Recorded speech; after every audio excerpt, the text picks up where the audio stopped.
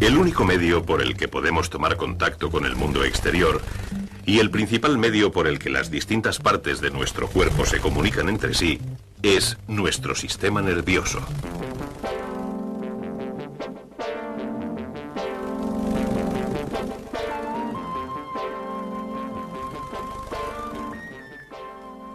Los colores, sonidos y olores, las formas y texturas que configuran nuestro mundo, no existirían para nosotros sin los billones de células que constituyen nuestro sistema nervioso.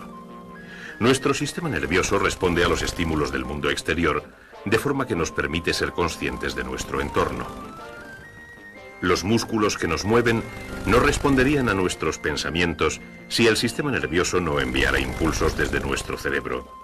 Nuestro sistema nervioso opera en el funcionamiento de músculos y glándulas que realizan su trabajo sin nuestro control consciente, como los músculos que hacen latir nuestro corazón, o los que agitan la comida en nuestro estómago, o las glándulas que segregan los jugos gástricos. Nuestro sistema nervioso ayuda a las diferentes partes de nuestro cuerpo a trabajar juntas en una tarea unificada. Con el fin de facilitar el estudio del complicadísimo funcionamiento del sistema nervioso, se le considera dividido en 3 subsistemas. El encéfalo y la médula espinal forman lo que podemos llamar el sistema nervioso central. Es como una especie de centro de control que recibe las señales, decide cómo responder a ellas y envía nuevas señales a las diferentes partes del cuerpo donde deben producirse las respuestas adecuadas. Los nervios que parten del encéfalo y la médula espinal forman el llamado sistema nervioso periférico. Consiste en una red de nervios que se extienden a todas las distintas partes de nuestro cuerpo. Estos nervios nos posibilitan el contacto con el mundo exterior y nos ayudan a movernos en él. Y el tercer subsistema es el sistema nervioso autónomo. Es la parte del sistema nervioso que transporta las señales hasta los músculos y glándulas que operan sin que tengamos que pensar en ellos. Todos estos subsistemas están íntimamente integrados estructural y funcionalmente.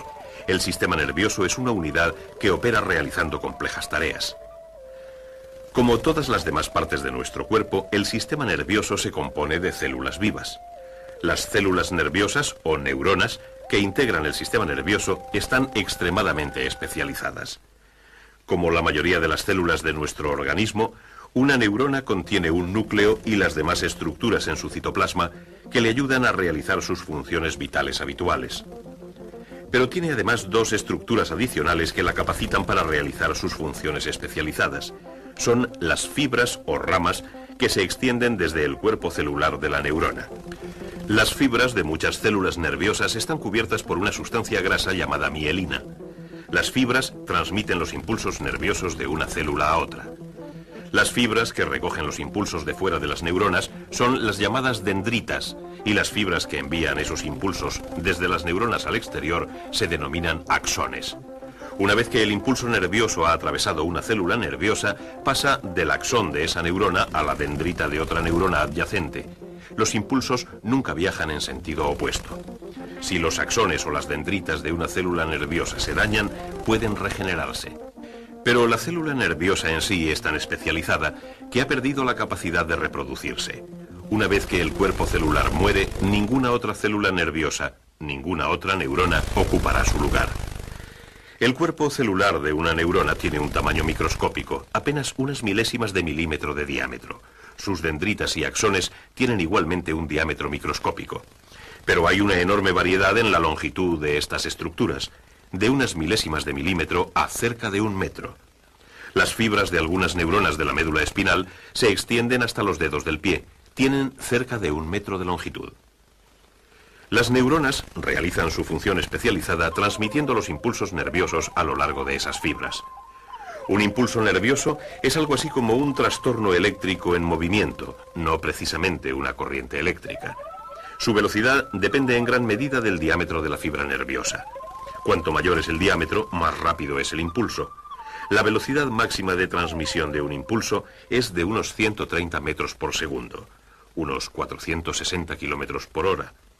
La velocidad mínima de transmisión es quizá de 1,5 kilómetros por hora. La velocidad parece estar relacionada también con el revestimiento graso de mielina de las fibras. Los impulsos se transmiten 10 o 20 veces más rápidamente en las fibras nerviosas que poseen esta cubierta que en las que no la tienen. El cómo se transmiten los impulsos a través de las fibras nerviosas todavía no se comprende muy bien, pero parece que funciona más o menos así. Normalmente la carga eléctrica en el fluido exterior a la membrana de una fibra nerviosa es más positiva que la carga en el fluido interior. Pero cuando se aplica un estímulo adecuado, tiene lugar una transformación en la membrana de la fibra en ese punto, que parece permitir a los átomos cargados del fluido exterior a la fibra atravesar la membrana hacia el fluido interior de ella. Este movimiento provoca un cambio eléctrico. El interior de la fibra se hace más positivo en su carga que el exterior durante aproximadamente una milésima de segundo, porque los átomos refluyen de nuevo a través de la membrana al exterior de la fibra nerviosa. Pero esa brevísima inversión de carga ha afectado a ese punto de la superficie de la membrana, y otra corriente de átomos cargados fluye desde el exterior hacia el interior y hacia el exterior una vez más. Este flujo provoca un cambio de carga similar en el área contigua, y este a su vez afecta al área adyacente y así sucesivamente. Este ciclo continuo de cambios eléctricos es lo que llamamos impulso. El impulso recorre la célula nerviosa. Para que un impulso se traslade de una célula nerviosa a otra, el proceso es diferente. El impulso debe pasar del extremo ramificado del axón de una neurona a la dendrita de la siguiente.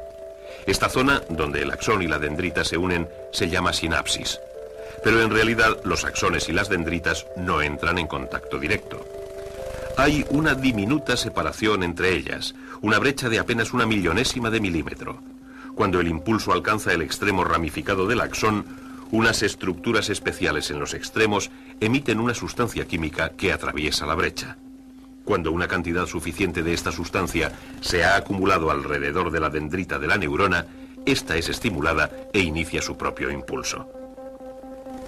Ciertas enzimas destruyen instantáneamente la sustancia química que estimuló a la dendrita y esta está lista para ser estimulada de nuevo.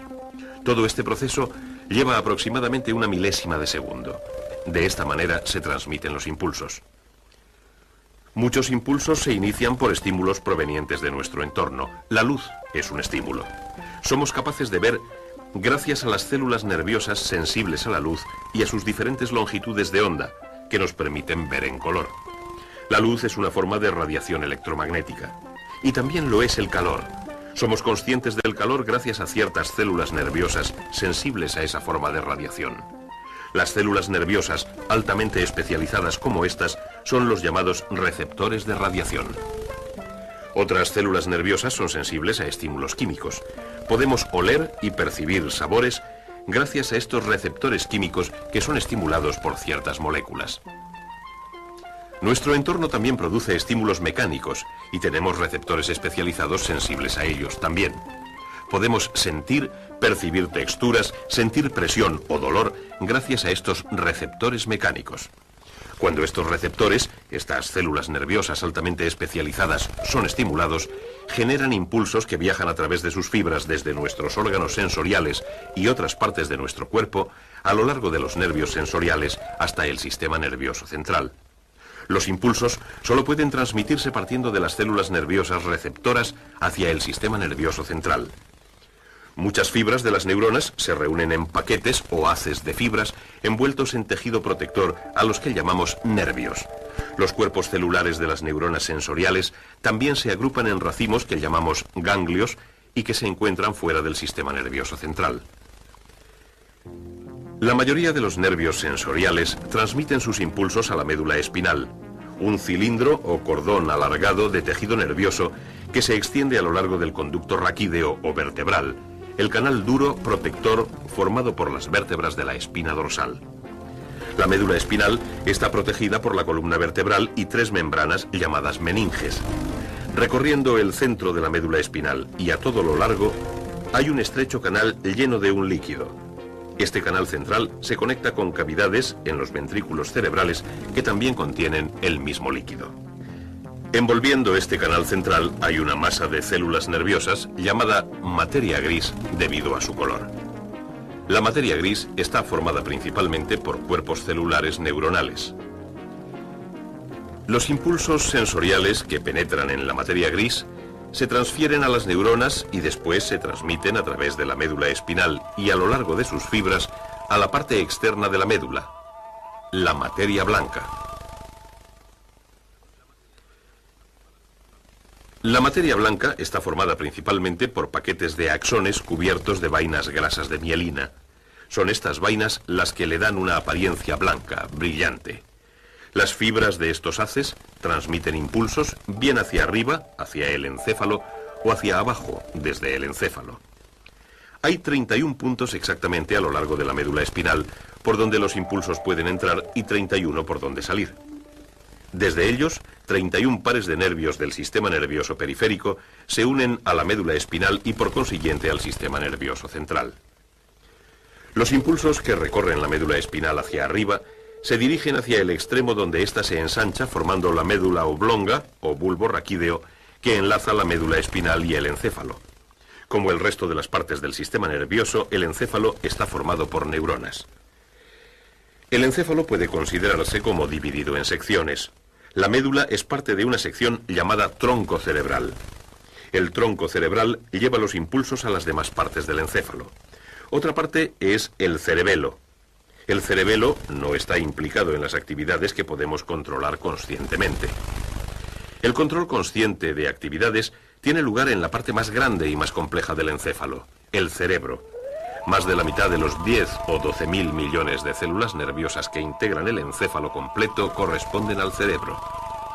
El cerebro se divide por una profunda fisura en dos mitades o hemisferios. Una banda de fibras cruzadas de materia blanca une los dos hemisferios del cerebro.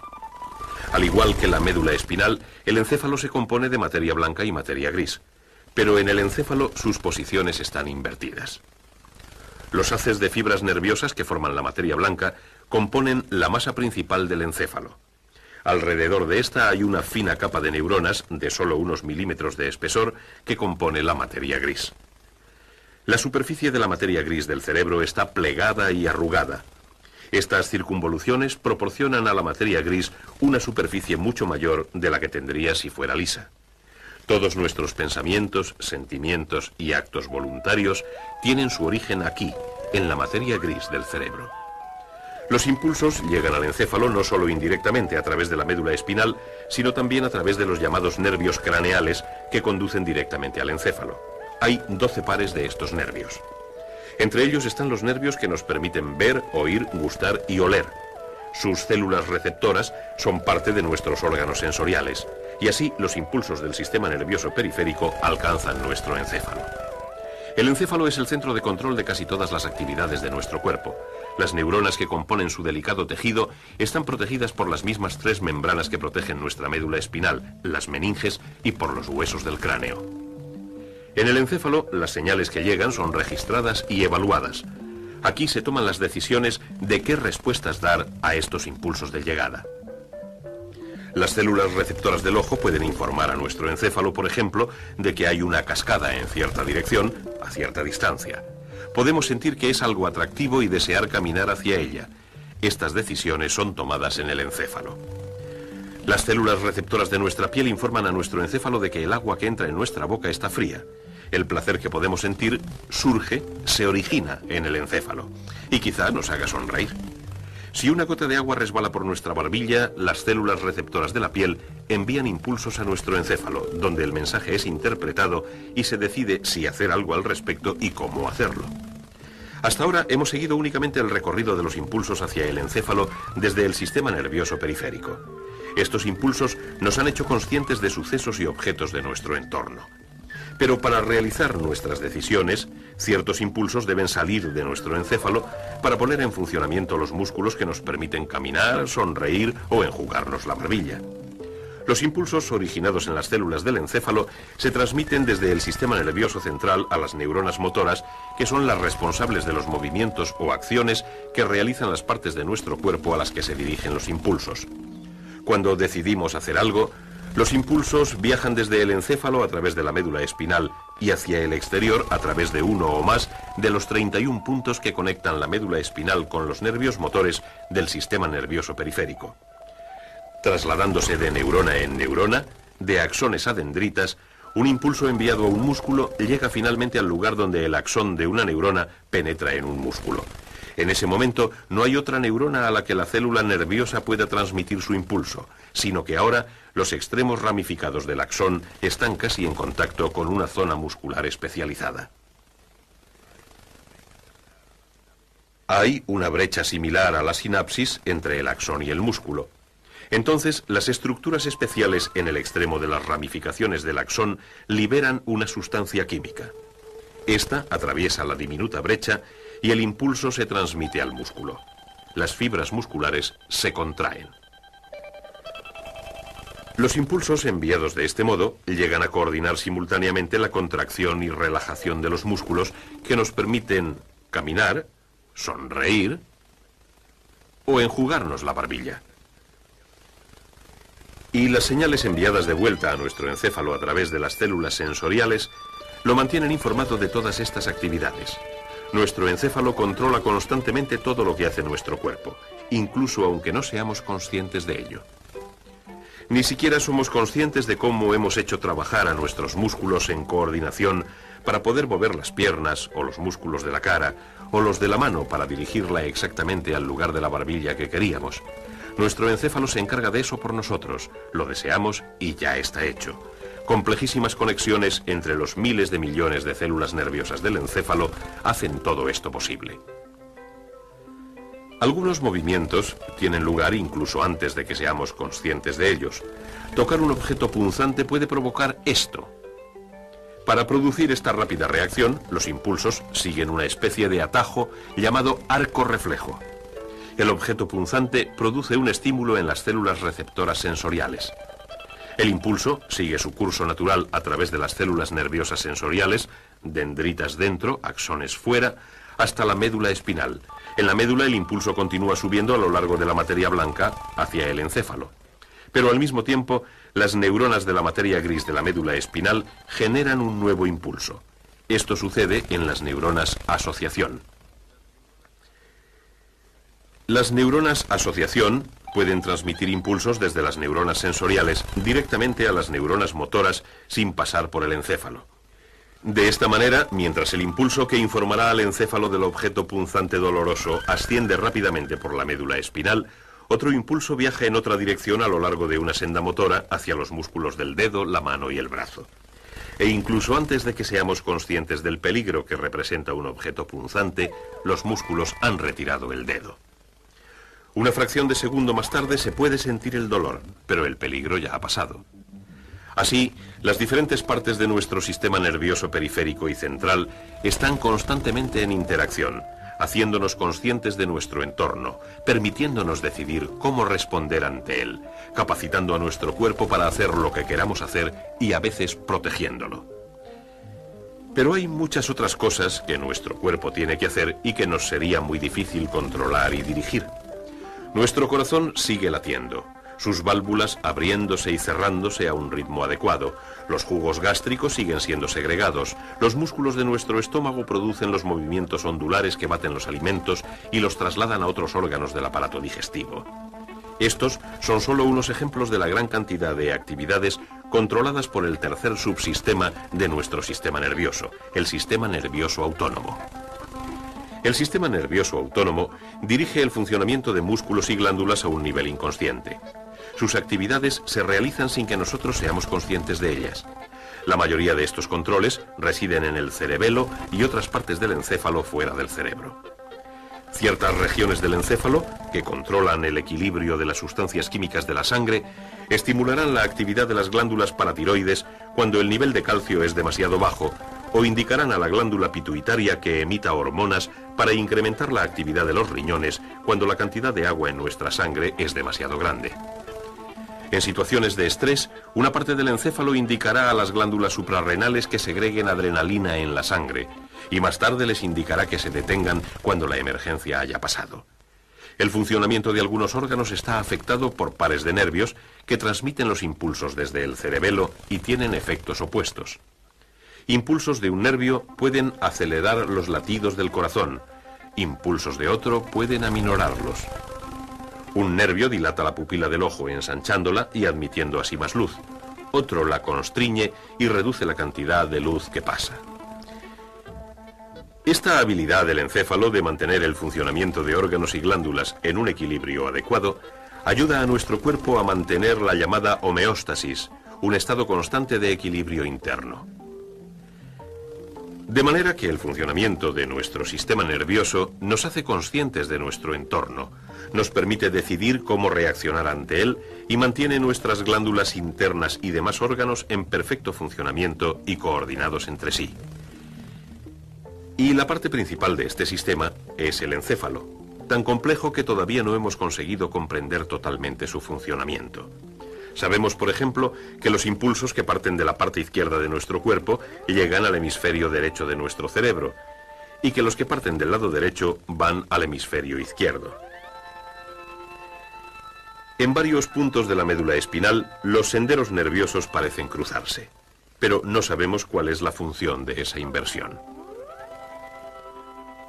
También parece que los dos hemisferios de nuestro encéfalo tienen áreas de especialización. La parte izquierda es responsable del habla, la lectura, la designación y otras actividades complejas. Es la parte pensante, analítica, activa. La parte derecha es la musical, artística, emocional, intuitiva y creativa. Parece ser la parte responsable del reconocimiento y percepciones de ideas abstractas, diseños complejos y rostros. Pero ¿por qué la diferencia entre los dos hemisferios? No lo sabemos. El encéfalo humano es mucho más complejo que cualquier ordenador diseñado hasta ahora o susceptible de ser diseñado. Su funcionamiento desafía a nuestro entendimiento, pero es una interesante área de estudio. Los científicos están muy ocupados examinándolo y aprendiendo cada día cosas nuevas y especulando sobre él. Y junto con la médula espinal y una compleja red de células altamente especializadas, compone nuestro sistema nervioso, que nos pone en contacto con el mundo y permite a las distintas partes de nuestro cuerpo trabajar unidas en perfecta armonía.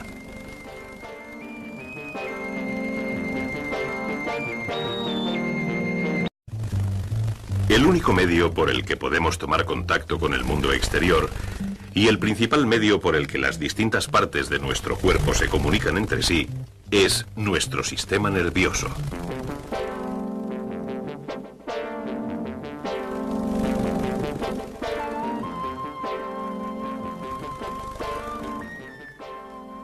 Los colores, sonidos y olores, las formas y texturas que configuran nuestro mundo, no existirían para nosotros sin los billones de células que constituyen nuestro sistema nervioso. Nuestro sistema nervioso responde a los estímulos del mundo exterior, de forma que nos permite ser conscientes de nuestro entorno. Los músculos que nos mueven no responderían a nuestros pensamientos si el sistema nervioso no enviara impulsos desde nuestro cerebro. Nuestro sistema nervioso opera en el funcionamiento de músculos y glándulas que realizan su trabajo sin nuestro control consciente, como los músculos que hacen latir nuestro corazón, o los que agitan la comida en nuestro estómago, o las glándulas que segregan los jugos gástricos. Nuestro sistema nervioso ayuda a las diferentes partes de nuestro cuerpo a trabajar juntas en una tarea unificada. Con el fin de facilitar el estudio del complicadísimo funcionamiento del sistema nervioso, se le considera dividido en 3 subsistemas. El encéfalo y la médula espinal forman lo que podemos llamar el sistema nervioso central. Es como una especie de centro de control que recibe las señales, decide cómo responder a ellas y envía nuevas señales a las diferentes partes del cuerpo donde deben producirse las respuestas adecuadas. Los nervios que parten del encéfalo y la médula espinal forman el llamado sistema nervioso periférico. Consiste en una red de nervios que se extienden a todas las distintas partes de nuestro cuerpo. Estos nervios nos posibilitan el contacto con el mundo exterior y nos ayudan a movernos en él. Y el tercer subsistema es el sistema nervioso autónomo. Es la parte del sistema nervioso que transporta las señales hasta los músculos y glándulas que operan sin que tengamos que pensar en ellos. Todos estos subsistemas están íntimamente integrados estructural y funcionalmente. El sistema nervioso es una unidad que opera realizando complejas tareas. Como todas las demás partes de nuestro cuerpo, el sistema nervioso se compone de células vivas. Las células nerviosas o neuronas que integran el sistema nervioso están extremadamente especializadas. Como la mayoría de las células de nuestro organismo, una neurona contiene un núcleo y las demás estructuras en su citoplasma que le ayudan a realizar sus funciones vitales habituales. pero tiene además dos estructuras adicionales que la capacitan para realizar sus funciones especializadas. Son las fibras o ramas que se extienden desde el cuerpo celular de la neurona. Las fibras de muchas células nerviosas están cubiertas por una sustancia grasa llamada mielina. Las fibras transmiten los impulsos nerviosos de una célula a otra. Las fibras que recogen los impulsos de fuera de las neuronas son las llamadas dendritas, y las fibras que envían esos impulsos desde las neuronas al exterior se denominan axones. Una vez que el impulso nervioso ha atravesado una célula nerviosa, pasa del axón de esa neurona a la dendrita de otra neurona adyacente. Los impulsos nunca viajan en sentido opuesto. Si los axones o las dendritas de una célula nerviosa se dañan, pueden regenerarse. Pero la célula nerviosa en sí es tan especializada que ha perdido la capacidad de reproducirse. Una vez que el cuerpo celular muere, ninguna otra célula nerviosa, ninguna otra neurona ocupará su lugar. El cuerpo celular de una neurona tiene un tamaño microscópico, apenas unas milésimas de milímetro de diámetro. Sus dendritas y axones tienen igualmente un diámetro microscópico. Pero hay una enorme variedad en la longitud de estas estructuras, de unas milésimas de milímetro a cerca de 1 metro. Las fibras de algunas neuronas de la médula espinal se extienden hasta los dedos del pie. Tienen cerca de 1 metro de longitud. Las neuronas realizan su función especializada transmitiendo los impulsos nerviosos a lo largo de esas fibras. Un impulso nervioso es algo así como un trastorno eléctrico en movimiento, no precisamente una corriente eléctrica. Su velocidad depende en gran medida del diámetro de la fibra nerviosa. Cuanto mayor es el diámetro, más rápido es el impulso. La velocidad máxima de transmisión de un impulso es de unos 130 metros por segundo, unos 460 kilómetros por hora. La velocidad mínima de transmisión es quizá de 1,5 kilómetros por hora. La velocidad parece estar relacionada también con el revestimiento graso de mielina de las fibras. Los impulsos se transmiten 10 o 20 veces más rápidamente en las fibras nerviosas que poseen esta cubierta que en las que no la tienen. El cómo se transmiten los impulsos a través de las fibras nerviosas todavía no se comprende muy bien, pero parece que funciona más o menos así. Normalmente la carga eléctrica en el fluido exterior a la membrana de una fibra nerviosa es más positiva que la carga en el fluido interior. Pero cuando se aplica un estímulo adecuado, tiene lugar una transformación en la membrana de la fibra en ese punto, que parece permitir a los átomos cargados del fluido exterior a la fibra atravesar la membrana hacia el fluido interior de ella. Este movimiento provoca un cambio eléctrico. El interior de la fibra se hace más positivo en su carga que el exterior, gracias a las células nerviosas sensibles a la luz y a sus diferentes longitudes de onda, que nos permiten ver en color. La luz es una forma de radiación electromagnética. Y también lo es el calor. Somos conscientes del calor gracias a ciertas células nerviosas sensibles a esa forma de radiación. Las células nerviosas altamente especializadas como estas son los llamados receptores de radiación. Otras células nerviosas son sensibles a estímulos químicos. Podemos oler y percibir sabores gracias a estos receptores químicos que son estimulados por ciertas moléculas. Nuestro entorno también produce estímulos mecánicos y tenemos receptores especializados sensibles a ellos también. Podemos sentir, percibir texturas, sentir presión o dolor gracias a estos receptores mecánicos. Cuando estos receptores, estas células nerviosas altamente especializadas, son estimulados, generan impulsos que viajan a través de sus fibras desde nuestros órganos sensoriales y otras partes de nuestro cuerpo a lo largo de los nervios sensoriales hasta el sistema nervioso central. Los impulsos solo pueden transmitirse partiendo de las células nerviosas receptoras hacia el sistema nervioso central. Muchas fibras de las neuronas se reúnen en paquetes o haces de fibras envueltos en tejido protector a los que llamamos nervios. Los cuerpos celulares de las neuronas sensoriales también se agrupan en racimos que llamamos ganglios y que se encuentran fuera del sistema nervioso central. La mayoría de los nervios sensoriales transmiten sus impulsos a la médula espinal, un cilindro o cordón alargado de tejido nervioso que se extiende a lo largo del conducto raquídeo o vertebral, el canal duro protector formado por las vértebras de la espina dorsal. La médula espinal está posterior durante aproximadamente una milésima de segundo, porque los átomos refluyen de nuevo a través de la membrana al exterior de la fibra nerviosa. Pero esa brevísima inversión de carga ha afectado a ese punto de la superficie de la membrana, y otra corriente de átomos cargados fluye desde el exterior hacia el interior y hacia el exterior una vez más. Este flujo provoca un cambio de carga similar en el área contigua y este a su vez afecta al área adyacente y así sucesivamente. Este ciclo continuo de cambios eléctricos es lo que llamamos impulso. El impulso recorre la célula nerviosa. Para que un impulso se traslade de una célula nerviosa a otra, el proceso es diferente. El impulso debe pasar del extremo ramificado del axón de una neurona a la dendrita de la siguiente. Esta zona, donde el axón y la dendrita se unen, se llama sinapsis. Pero en realidad los axones y las dendritas no entran en contacto directo. Hay una diminuta separación entre ellas, una brecha de apenas 1/1000ª de milímetro. Cuando el impulso alcanza el extremo ramificado del axón, unas estructuras especiales en los extremos emiten una sustancia química que atraviesa la brecha. Cuando una cantidad suficiente de esta sustancia se ha acumulado alrededor de la dendrita de la neurona, esta es estimulada e inicia su propio impulso.